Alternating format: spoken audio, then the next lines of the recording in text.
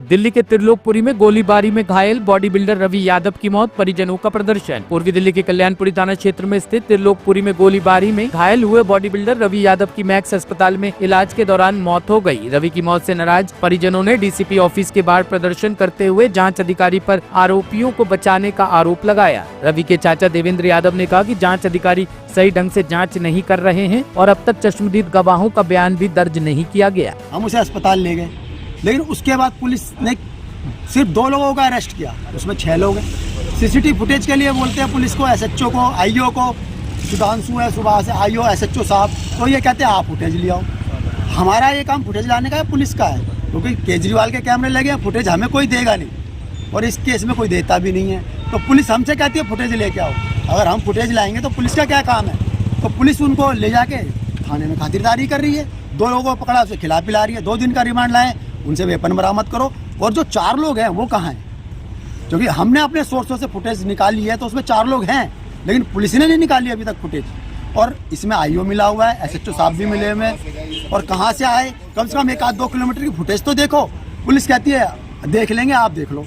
हम कहाँ से देखें? हम अपने आदमी को देखें या फुटेज निकालें? भाई कम से कम 1-2 किलोमीटर का दायरा देखो ना, कहाँ से आया आदमी, कहाँ से गया। हम निकाल रहे हैं, 4 लोग दिख रहे हैं, 6 लोग हैं, 2 को पकड़ा है। एक जो इलाके का बीसी है, 25,000 का इनामी है, इसमें गांजे का धंधा, वो अभी 1 साल पहले छूटा जेल से। उसने ये सारी वारदात अंजाम दी है। उसकी माँ इसमें मिली है, उसकी बहन। और क्यों दी है, क्या वजह लगा? वजह यही है कि उसके खिलाफ जो कोई बोलता नहीं है, इसमें गांजे का काम है। वो अभी एनडीपीएस में पकड़ा गया था, ये फेस 2 थाने से मोबाइल लोन के पकड़ा गया था। तो उसके खिलाफ हमने कंप्लेन करी थी, उसका काम स्पेशल स्टाफ ने उठाया था। तो वो इससे चिढ़ता है कि हमारे खिलाफ कंप्लेन खड़े होते हो, तो रवि जो डेड हुआ उसके चाचा कंप्लेन करते हैं, मेरे खिलाफ केस लड़ते हैं। तो असल में मारने तो वकील साहब को आया था, लेकिन उसने मार इसको दिया। रवि के परिवार में कौन कौन है? रवि के एक छोटा लड़का है और एक छोटी लड़की है, 2 साल की लड़की है। क्या करते थे ये? रवि जिम ट्रेनर थे और अपने बच्चों का पेट पालते थे, और कोई इनके है नहीं। माँ बाप इनके बचपन में गुजर गए थे, हम ही ने बचपन से पाला। बॉडी बिल्डिंग का भी शौक था? हाँ, बॉडी बिल्डिंग और नेशनल अवार्ड है इनके पास। तो ये ऐसा काम स्मैक का कर रहे हैं, तो उनको चाचा रोकते थे। कब डेथ डिक्लेयर किया यहाँ डॉक्टर ने? डिक्लेयर ने ये 3 बजे करीब डिक्लेयर किया है, डेड हो गए। लेकिन जब ये थाने वाले ना एसएचओ ना कोई आ ही नहीं रहा पूछने।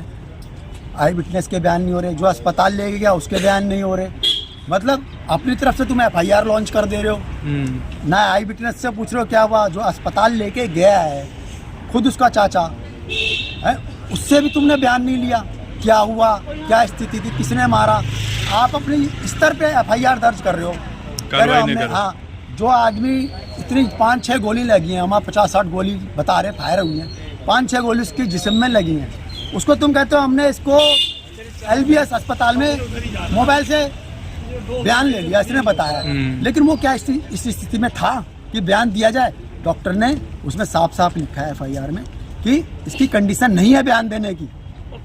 फिर भी इन्होंने उसको आधार मान के अपने स्तर पे FIR काटी है। ना हमारी सुनी, ना आई विटनेस की सुनी, ना जो अस्पताल ले गया उसके बयान लिए, किसी का कोई बयान नहीं लिया। अपने स्तर पे पुलिस FIR काटती है, क्योंकि ये उन लोगों से मिली हुई है, उनसे पैसा खा रही है। एसएचओ करप्ट है और आईओ खुद उनके साथ मिला हुआ है। ठीक है, वो अभी तक नहीं आया। ठीक है, हुआ है वो भी पुलिस में महकमे, वो भी नंदकिशोर पाटिल भी इनके साथ मिला हुआ है। ये पैसा जा रहा है पुलिस को तो सब। और नितिन, ये भी उनकी सपोर्ट में आता है, जो बीट ऑफिसर है नितिन, ये भी उनकी सपोर्ट में आता है। ये कहता है कि फुटेज तुम निकाल के ले आओ। हम कहते हैं साहब से बोलो, कहता नहीं हम कर लेंगे। ठीक है, ये नितिन है, जो ये भी है, नंदकिशोर पाटिल है, ये उल्टा हमें फंसाने की धमकी देते हैं और हमें केसों में कहते हैं झूठे केसों में फंसा देंगे। हालांकि इन्होंने करने की कोशिश भी की है, हमें झूठे केसों में फंसा दे। नंदकिशोर पाटिल जब हम इसके खिलाफ केस में जाते हैं तो वो वहाँ जाके कोर्ट में इनके फेवर में बोलता है, और जज साहब उसको कहते हैं कि भाई तुम मुलजिम उसके खिलाफ क्यों बोल रहे हो, वकील साहब ने इसको करा है। तो आप मुलजिमों के खिलाफ नंदकिशोर पाटिल बोलता है, और एक्यूज केसों में जिसके खिलाफ हमने कंप्लेन कर रखी है। तो बताओ, एक आईओ नंदकिशोर पाटिल भी उसके फेवर में बोलता है, और अभी जो घटना हुई है इसमें भी जो आईओ उनके फेवर में बोलता है, एसएचओ उनके फेवर में है। फुटेज हम लेके आए, मतलब बिल्कुल कोई नील बटा नील कार्रवाई हो रही है। FIR अपने मन से काट रहे हैं, अपने स्तर पे काट रहे हैं।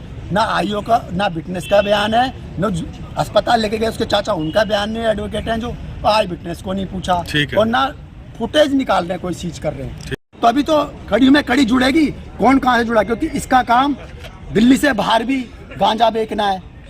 राज्य स्तरीय गांजा सप्लायर है ये पकड़ा गया है फेस 2 थाने से, पांडुनगर थाने से। इसके खिलाफ FIR हुई है, हमने की हुई है इसके खिलाफ।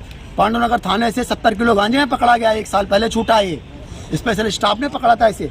उसके बाद इसकी माँ की गाड़ी बंद हुई थी, उसके बावजूद ये उसी रंजिश में हमारे मतलब जो ये पकड़ा गया, स्पेशल स्टाफ ने पकड़ा, फिर छूट गया कमर्शियल कंट्रीब्यूटरी में, क्योंकि पुलिस को पैसा जा रहा है। ठीक है, और ठीक है। लगातार ये इस काम को कर रहा है, पुलिस से मिला हुआ है। तो किससे हटाया जाए, SHO को वार्निंग दी जाए, हटाया जाए, क्योंकि इसमें स्पेशल स्टाफ इसकी अलग से कोई छानबीन करे, इंक्वायरी अलग से होनी चाहिए।